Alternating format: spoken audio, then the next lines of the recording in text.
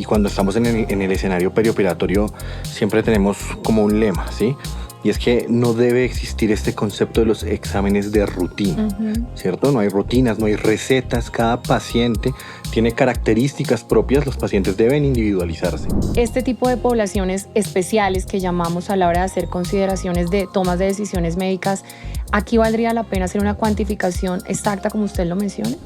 Pacientes que durante el tiempo del tratamiento pueden desarrollar limitaciones funcionales, enfermedades psiquiátricas, requerir medicamentos psiquiátricos que disminuyen su funcionalidad y aumenta la probabilidad de caídas, y esto ya está en contra de utilizar el anticoagulante oral directo.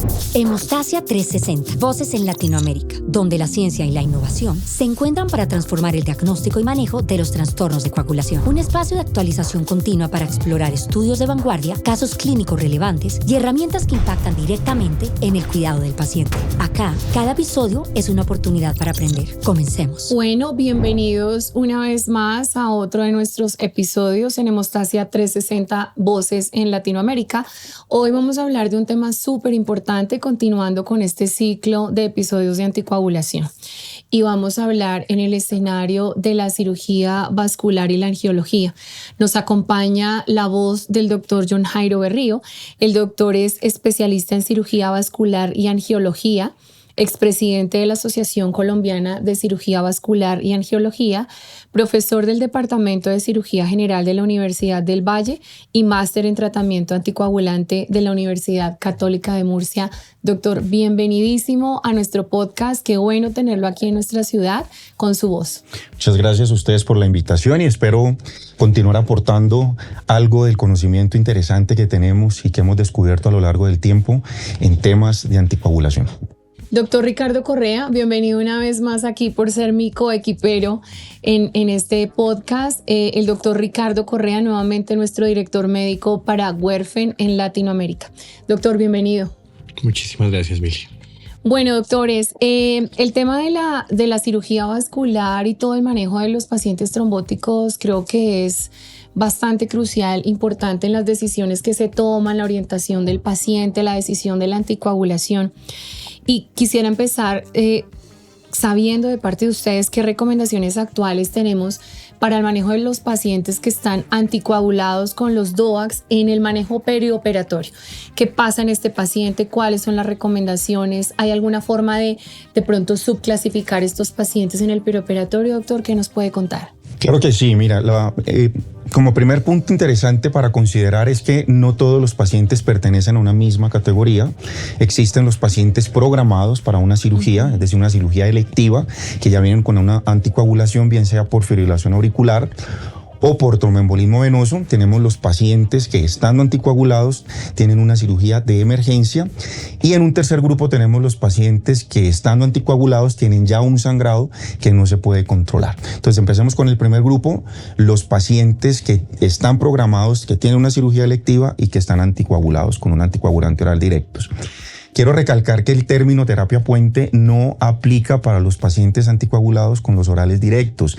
Es un término, es una estrategia exclusiva para los pacientes anticoagulados con antivitamina K, con los antivitamina K, puntualmente con warfarina, en el cual en la estrategia se suspende la antivitamina K, la warfarina, y se reemplaza por un tiempo por los heparinas de bajo peso molecular. La enoxaparina tal vez sea la que más conocemos nosotros, dando tiempo a que se depure en el cuerpo este efecto que los antivitamina K tienen, y se reemplaza la anticoagulación por la heparina de bajo peso molecular.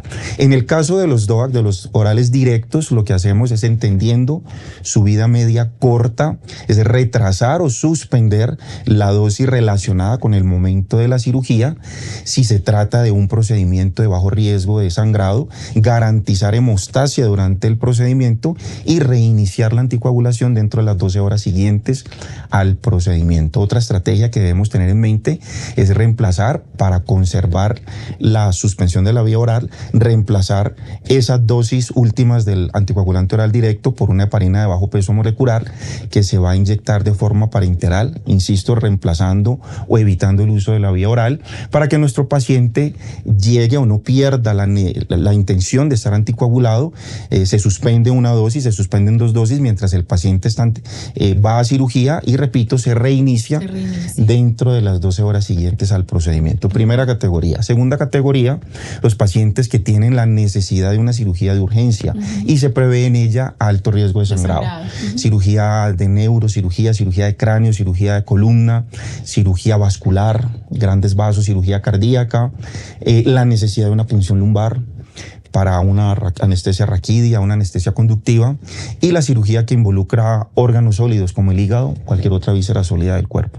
En estos pacientes es requisito indispensable tener una aproximación exacta del nivel o la cuantificación del anticoagulante oral directo para poder proceder a operar al paciente sin incrementar el riesgo que ya per se tiene la cirugía.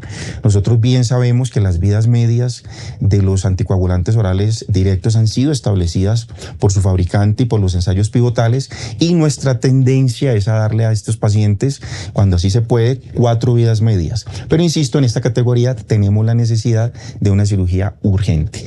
De tal manera que debemos, y es nuestra tarea, cuantificar el valor del anticoagulante oral directo en sangre y tenerlo por debajo de 30 nanogramos por mililitro. Esto solo lo vamos a saber empleando un método de cuantificación específico para el anticoagulante oral que estemos empleando. Y en un tercer grupo, una tercera categoría, tenemos aquellos pacientes que sangran, que tienen un sangrado que no logramos controlar por métodos locales, por métodos directos, que seguramente va a ser necesario recurrir a otros métodos más invasivos. Con estos pacientes el nivel de anticoagulante oral directo se incrementa, digamos, el nivel permitido, y el punto de corte son los 50 nanogramos por mililitros. De tal manera que en esta otra categoría se hace necesario también cuantificar de forma exacta el valor en sangre del anticoagulante oral directo que estemos empleando.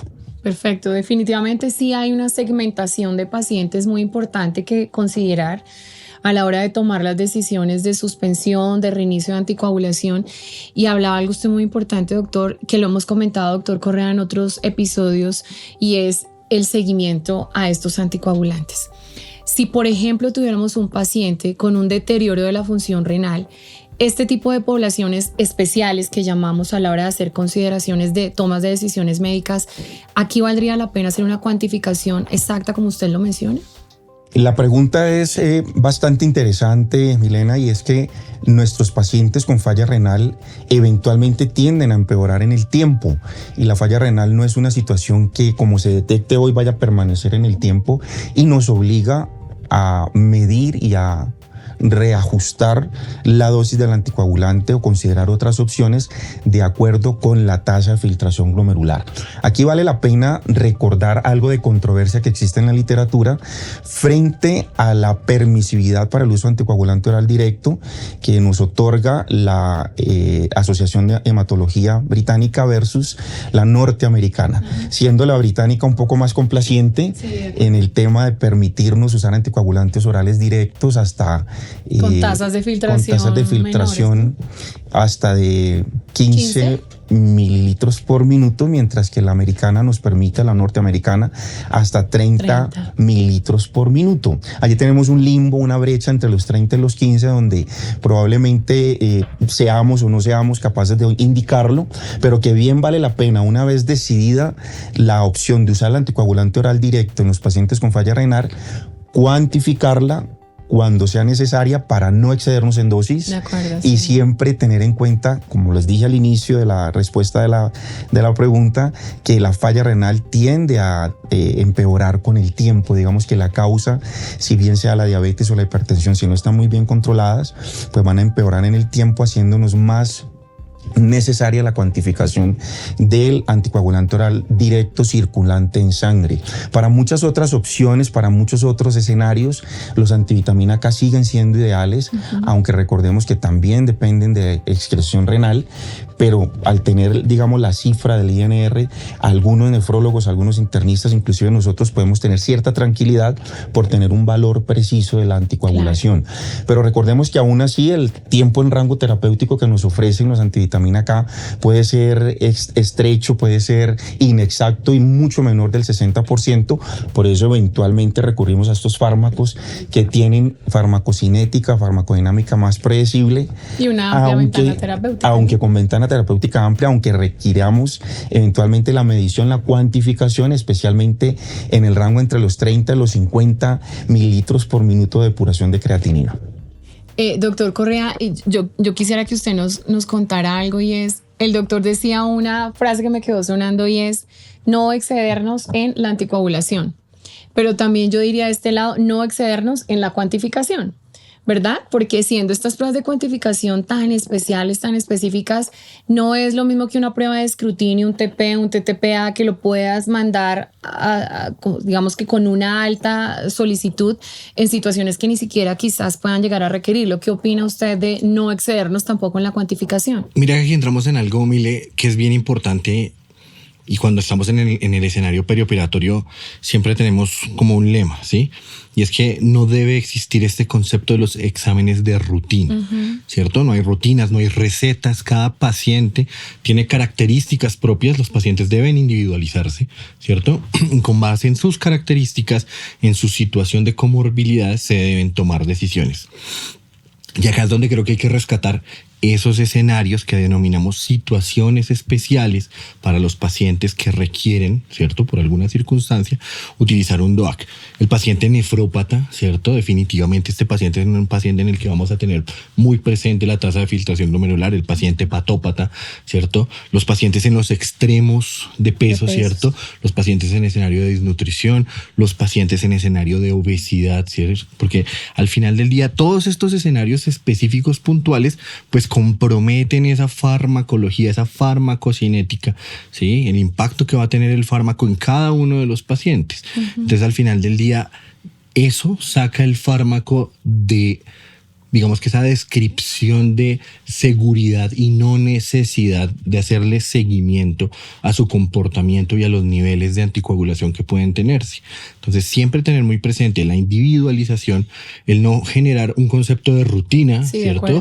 Sino de un escrutinio de que mi paciente realmente requiere y se beneficia de que yo lo lleve a este tipo de prueba o de estudio de medición de su nivel de anticoagulación, hablando de los anticoagulantes orales directos, ¿cierto? Y con base en esto, pues ya definir cuál va a ser la intervención que voy a tomar. Hay un grupo especial allí, completando un poco la respuesta de mi compañero de podcast.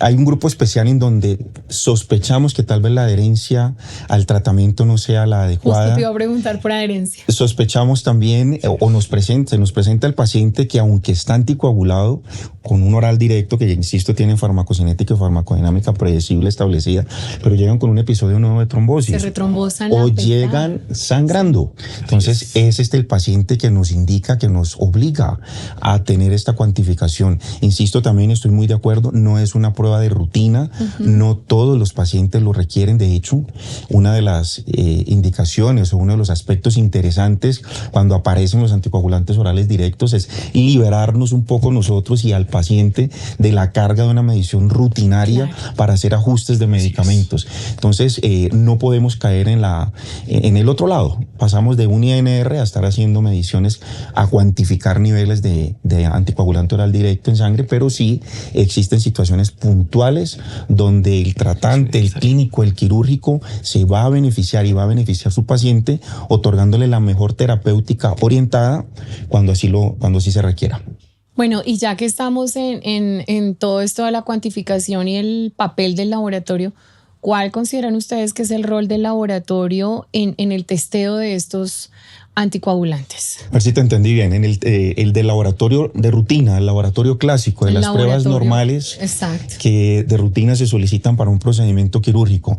Bueno, muy bien. La pregunta es igualmente interesante y es bastante apropiada para que nuestro auditorio conozca nuestro punto de vista frente a las pruebas de rutina, el tiempo de protrombina, el tiempo de tromboplastina parcial activado eventualmente.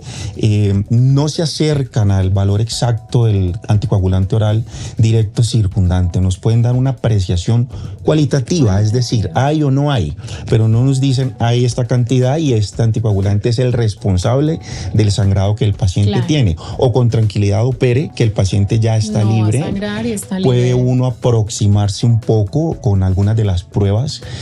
Tal vez sabemos que para dabigatran el tiempo de tromboplastina parcial activado se acerca un poco, o el tiempo de trombina, o el tiempo de trombina activado también más directamente, digamos, se asocia. Es más, cuando un tiempo de trombina activado es normal, casi que podemos descarta la presencia predecir que hay dabigatran a concentración terapéutica. ¿Sí? Tal vez de todas las pruebas, al que menos beneficia es el apixaban, porque encontramos para rivaroxaban también algún valor con el tiempo de protrombina, inclusive con el INR, que nos dice hay rivaroxaban, puede estar por encima o por debajo de los 50 nanogramos por mililitro, pero insisto, es solamente un valor cualitativo de hay, no hay, pero no podemos con tomar decisiones como usar un reversor o asumir que el anticoagulante oral es el culpable o el causante del sangrado.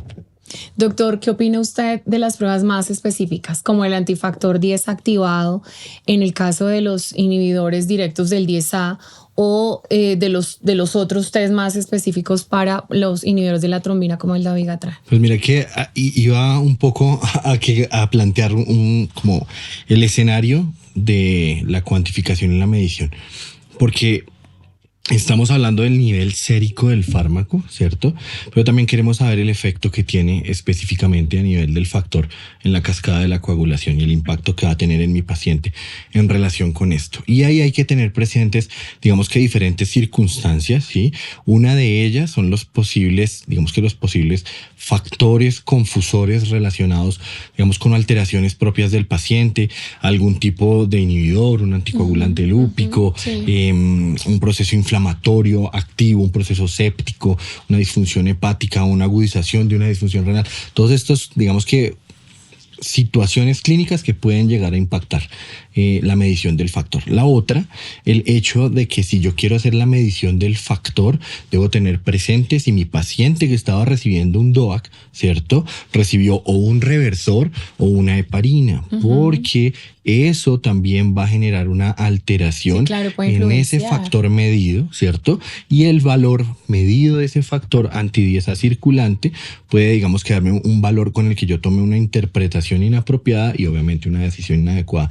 Entonces viene también como a tomar relevancia el tener en cuenta no solo que a la luz de la evidencia y de la literatura, pues ya contamos como con cierta correlación, ¿cierto?, entre niveles circulantes objetivos de antifactor 10A y lo que se podría representar para algunos de los inhibidores directos, porque sabemos que hay calibradores específicos para cada uno de ellos y una correlación. Pero entonces viene la clínica, viene la correlación, y una recomendación que siempre encontramos y es la individualización y la calibración en cada institución. Sí, por la variación, de acuerdo, que, por la variación que haber. pueda tener. De acuerdo a la combinación máquina-reactivo. Doctores, ¿existen herramientas o escalas clínicas que ustedes utilizan para evaluar el riesgo trombótico hemorrágico en estos pacientes o, digamos, críticamente enfermos? ¿Cómo estas herramientas son utilizadas desde el punto de vista de ustedes como médicos y cómo contribuyen a la toma de decisiones en pacientes anticoagulados? Bueno, muy bien. Igualmente interesante la pregunta, bastante compleja, pero nos trae a la mente las escalas que nos indican si un paciente con una condición clínica protrombótica, como la fibrilación auricular, se benefician o no, requieren o no una terapia anticoagulante, y además, igualmente importante, cuál es el riesgo de que esa terapia anticoagulante genere sangrado durante el tiempo. Bien hemos dicho durante el desarrollo del podcast que no todos los pacientes son iguales, no todos los pacientes tienen las mismas características o se enferman de la misma manera, se enferman de diferentes edades, tienen comorbilidades diferentes, algunos son diabéticos, hipertensos. El mismo sexo influye de forma desfavorable, promoviendo los desarrollos trombóticos y de sangrado cuando el paciente está anticoagulado. Es por esto que existe para los pacientes con fibrilación auricular la escala del CHAST-VASc, que nos mide una serie de parámetros donde a quien tenga 0 de puntuación, pues el riesgo para hacer fenómenos trombóticos y desarrollar un evento cerebrovascular principalmente, pues es ninguno, muy bajo. Mínimo, no digamos que ninguno, sino mínimo. Cuando hay un punto, hay riesgo moderado. Esto ha generado todo tipo de controversia entre cardiología y medicina interna, porque solo ser mujer da un punto. Entonces ya tendría riesgo, por lo menos para darle un antiplaquetario, y de 2 en adelante, pues ya entendemos que el riesgo para hacer eventos tromboembólicos a partir de la fibrilación auricular pues son altos. Paralelo a esto está la escala Hasbled, que es la escala que nos mide la probabilidad de sangrado durante el año siguiente al inicio de la anticoagulación. Esta sería nuestra principal herramienta para pacientes con fibrilación auricular. Carecemos de una escala con igual precisión para los fenómenos tromboembólicos venosos. Eventualmente, y fuera de guía, fuera de la regla, se pueden extrapolar, lo hemos hecho, pero insisto, es fuera de todas las indicaciones y fuera de la evidencia, para prever un poco la probabilidad de que nuestro paciente anticoagulado por fenómenos tromboembólicos pueda desarrollar un sangrado relacionado con el uso de anticoagulantes orales directos. Siempre sopesamos riesgo-beneficio. Nuestros pacientes pasan por mediciones frecuentes de la función renal, de la función hepática, de la capacidad funcional. Hay pacientes que durante el tiempo del tratamiento pueden desarrollar limitaciones funcionales, enfermedades psiquiátricas, requerir medicamentos psiquiátricos que disminuyen su funcionalidad y aumentan la probabilidad de caídas, y esto ya está en contra de utilizar el anticoagulante oral directo.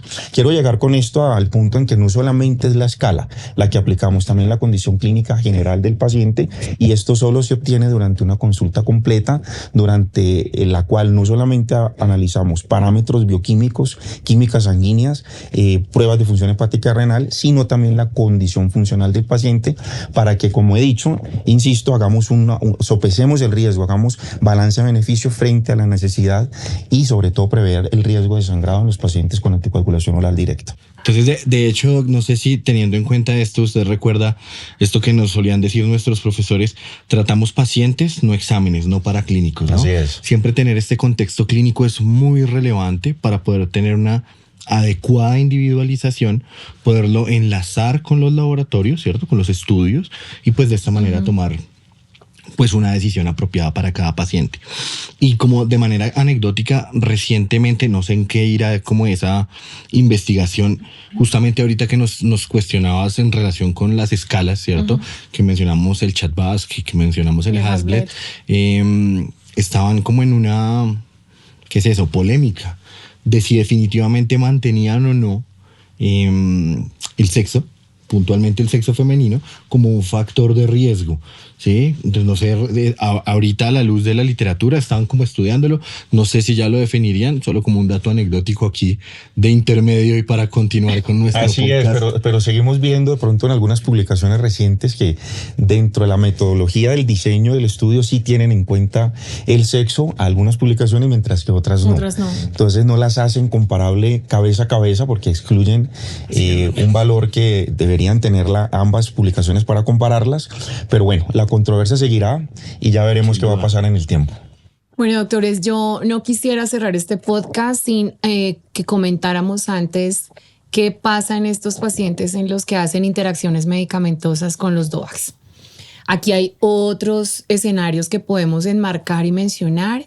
¿Cómo ven ustedes esto de las interacciones en estos pacientes? Bueno, otro punto interesante cuando se crearon los anticoagulantes orales directos y nos vendían la aparición del medicamento mágico pues frente a la warfarina, era las pocas aparentes interacciones farmacológicas que tenía el medicamento frente a las muchas que tenía la warfarina. Sí, hasta con alimentos, exactamente. Entonces parecía para nuestros ojos ingenuos hace aproximadamente aproximadamente 10 años que no, pues esto no tiene interacciones con nada, pues va a ser una maravilla. Pero el tiempo nos ha mostrado cómo medicamentos de uso frecuente como antiarrítmicos, como anticonvulsivantes, como antineoplásicos y como tratamientos para el VIH-Sida, pues tienen interacciones bastante significativas que pueden o disminuir el efecto o por el contrario potencializarlo, haciéndonos caer en rangos inadecuados, en posibles sangrados o en posibles retrombosis a pesar de estar recibiendo el tratamiento que podría ser el indicado. Allí podemos entonces tener dos grupos principales, uno que son los que trabajan atacando o teniendo en cuenta la proteasa y los antirretrovirales tipo nucleócido, y por otro lado los que tienen que ver con la glicoproteína P. Cualquiera de los dos grupos va a trabajar de forma favorable o desfavorable con nuestros anticoagulantes orales directos. Recordemos que los de proteasa o los antirretrovirales tienen que ver con el metabolismo hepático del citocromo P450, la CYP3A4, que está directamente relacionado con el metabolismo de los anti-10A, de tal manera que podemos esperar en estos pacientes que vienen siendo tratados con este tipo de tratamiento un incremento de los niveles de los anticoagulantes orales directos, mientras que los que trabajan con glicoproteína P pueden afectar el desempeño de dabigatran, de tal manera que es muy importante establecer a cuál grupo pertenece mi paciente de acuerdo al tratamiento que viene recibiendo, evitar el anticoagulante oral directo si fuera necesario. Ya sabemos todas las desventajas que trae, pero si definitivamente es nuestra intención dar el anticoagulante oral directo, establecer la categoría a la cual pertenece y, por supuesto, si fuese necesario cuantificar para saber que nuestro tratamiento está siendo efectivo, no nos estamos quedando por debajo de la dosis necesaria, ni está nuestro tratamiento interfiriendo en el metabolismo de tal manera que incremente la dosis disponible en plasma y nos lleve el paciente a tener un posible sangrado, al no haber eliminado la dosis anterior y ya estar recibiendo una dosis nueva. Bueno, yo creo que entonces definitivamente si anticoagular pacientes es un reto. Bastante los pacientes importante. que tienen interacciones medicamentosas, situaciones especiales, daños en la función renal, hepatopatías, etcétera, y tomar las decisiones alrededor de todo el esquema perioperatorio se vuelve bastante complejo para ustedes como especialistas. Así es, Aura. Yo quisiera terminar, si es el momento de terminar, Sí, doctor, sin robarme la palabra. Tu conclusión, por favor. Eventualmente nos dejamos ilusionar por lo que la literatura nos trae, y ambas moléculas, tanto apixaban como rivaroxaban, nos traen la facilidad de anticoagular el paciente. Inmediatamente tenemos el diagnóstico, ya el tiempo lo define el clínico dependiendo de los factores o el factor de riesgo que cada paciente tenga para que haga su evento trombótico. Pero yo pienso que no podemos ser tan liberales frente a establecer la función renal, establecer la función hepática y mantener la vigilancia en el tiempo de estos pacientes. Con mucha frecuencia vemos que en nuestros hospitales, en nuestras clínicas, muchos pacientes llegan y con bajo riesgo de embolismo se van para la casa con el tratamiento, el anticoagulante oral directo, sin ni siquiera una creatinina, sin establecer absolutamente nada de factores de riesgo de función hepática, el peso, la funcionalidad en el tiempo, los antecedentes personales y familiares, que siempre son importantes. Y es que eventualmente tenemos nuestras salas de urgencias muy llenas y recurrimos a lo que la literatura nos da. Si su paciente es de bajo riesgo para embolismo, está en este rango de edad, solamente anticoagúlelo y que se va para la casa. Haga seguimiento telefónico, pero siempre queda el sinsabor cuando uno revisa al paciente en la consulta externa de se fue sin ni siquiera una creatinina, ni una aproximación a su función hepática, ni una escala que me establezca funcionalidad. Y es siempre lo que les he insistido y lo que les hemos insistido con nuestro equipo de trabajo. No tratamos solo laboratorios, no tratamos solo reportes, sino pacientes que vienen con una problemática, con una situación funcional de sus órganos, con una trayectoria con otros medicamentos que nos implican establecer estas interacciones médicas e, insisto, realizar siempre el balance riesgo-beneficio, y estamos libres en modificar, en pedir pruebas que nos den la tranquilidad que nuestro paciente realmente está anticoagulado como nosotros necesitamos y el paciente requiere estarlo para que su tratamiento sea todo lo eficaz que nosotros pensamos que es. De acuerdo. Doctor Correa, su gran conclusión de este podcast de cirugía vascular y angiología, ¿no? Un tema muy interesante, bastante interesante, muy complejo. Es bien complejo. Y rescato algo que de lo que nos acaba de decir el doctor ¿sí? Primero, no hagas daño, nos lo dejó dicho Hipócrates ya algunos años atrás. Sopesar riesgo-beneficio, ¿cierto? Y esto requiere la individualización, ¿cierto? La caracterización de mi paciente. Y pues definitivamente contar con herramientas que cada vez más me permitan ser más específico y más preciso, sobre todo ahora que estamos en la era de la medicina de precisión, pues creo que va a redundar en esa razón de ser de nuestra práctica, ¿no? Los pacientes. Sí, de acuerdo, porque creo que aquí dentro de este fenómeno de medicina de precisión hacia donde estamos evolucionando cada vez más, incluso desde el área diagnóstica también estamos muy ligados a este concepto de medicina de precisión. Cabe muy bien mencionar, creo que nuevamente las clínicas de anticoagulación, ¿no, doctor? Claro que sí. Lo ideal sería que cada institución tuviera una clínica de anticoagulación fortalecida, o por lo menos una intención de medir o seguir a estos pacientes que reciben cualquier tipo de anticoagulante. No olvidemos que no solamente se anticoagula con anticoagulantes orales directos. Hay muchos pacientes que necesitan exclusivamente la antivitamina K, otros pacientes que escogen estar en heparina de bajo peso molecular, otros pacientes que tienen dificultades con su aseguradora, que nos obligan a tomar opciones que son beneficiosas para evitar la progresión o la prevención primaria, como en el caso de la fibrilación auricular. Todos estos escenarios son diferentes para cada ciudad, para cada institución, para cada aseguradora, para cada paciente, y de eso se encarga la clínica de anticoagulación, de garantizar que nuestro paciente tenga ese tratamiento que en su momento se indicó, que sea continuo, que no caigamos en el error que eventualmente detectamos, que hoy se toma el anticoagulante a las 8, mañana a las 10, pasado mañana se le olvidó, después la EPS no lo entregó, entonces caemos en un error grande y nuestro paciente se va a retrombosar o va a llegar con las consecuencias embólicas de su arritmia. De tal manera que la invitación también en el podcast es a que cada clínica que tenga sus pacientes y que en su consulta o en urgencias anticoagulen pacientes, pues hagan el seguimiento a través de una clínica fortalecida en el tiempo de anticoagulación. Bueno, doctores, muchísimas gracias a ustedes dos. Creo que cerramos un gran podcast en el escenario de la anticoagulación en el manejo perioperatorio. Gracias por ser la voz en este episodio. Esperamos que puedan ver nuestros episodios también, y a todas las personas que nos ven y nos escuchan, que puedan seguir haciendo una muy buena correlación entre todos los episodios que hemos sacado para anticoagulación. Doctor, gracias por ser la voz en Hemostasia. Gracias a ustedes por la invitación, y así como tú lo has dicho, esperamos impactar en el conocimiento, en el aprendizaje, en la rutina diaria de todas las personas que nos escucharon hoy. Muchísimas gracias. Gracias, Mili.